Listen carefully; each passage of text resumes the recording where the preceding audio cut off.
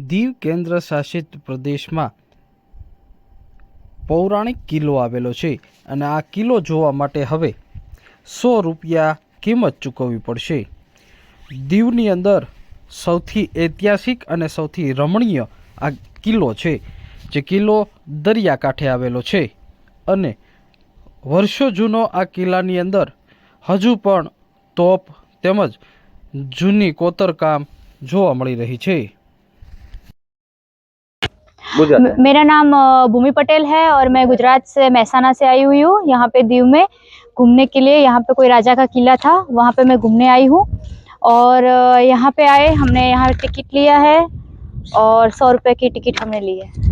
खास કરીને બેન અહીંયા જે પેમેન્ટ થાય છે તે ઓનલાઈન કેવી રીતના થયું હતું પેમેન્ટ?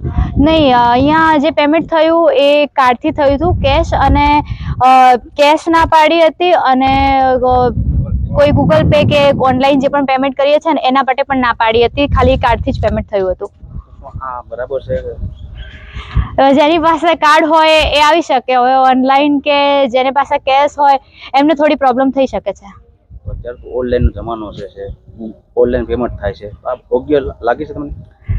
યોગ્ય તો અત્યારે ઓનલાઈન જે છે એ હોવું જોઈએ, પણ હવે નથી તો કાર્ડ છે, ફરવા આવ્યા છીએ તો પછી આવવું તો પડે, શું કરીએ। તમારી પાસે કાર્ડ હોય, બીજા યાત્રીનો કાર્ડ ન હોય તો શું કરવાનું?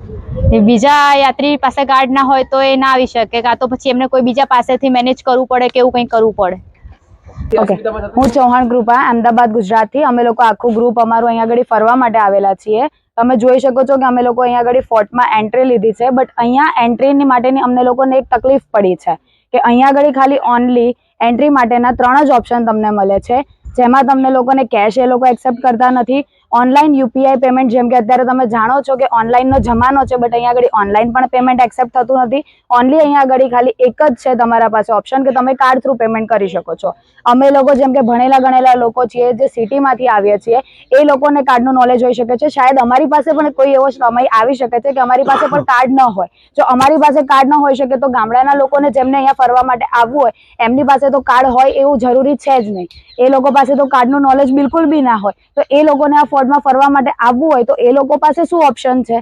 આ લોકોએ અહીંયા આગળ પ્રોબ્લેમ એ છે કે આ લોકોએ કેશ કાં તો ઓનલાઈન પેમેન્ટ બંને ઓપ્શનને ચાલુ કરાવવા જોઈએ, જેથી કરીને આટલી સરસ જગ્યાને ફરવા માટે લોકો અંદર પણ આવી શકે અને ઇન્ડિયાના જેટલા પણ ટુરિસ્ટ છે એ બધા અંદર આવીને ઇઝીલી ફરી શકે અહીંયા આગળ। અમરેલીની ભાગોળે દીવ આવેલું છે અને આ દીવ કેન્દ્ર શાસિત પ્રદેશ છે।